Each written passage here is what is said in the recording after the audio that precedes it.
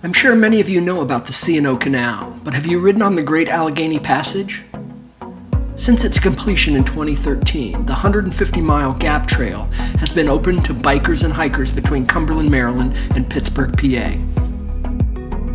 There are plenty of tour companies that will be happy to guide you, but it's easy enough and cheaper to do on your own. We recently did a bit over half of it in 3 days, starting in Connellsville and overnighting in Confluence and Meyersdale before reaching Cumberland.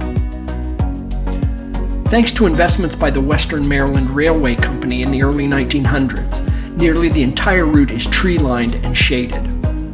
Most of the trail is paved with crushed limestone, and unlike portions of the C&O Canal, very smooth and without mud.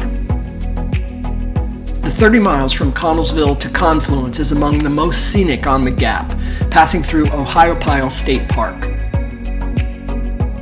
On the final day, we had a short ride up to the Eastern Continental Divide and then a long downhill crossing the Mason-Dixon line and into Cumberland.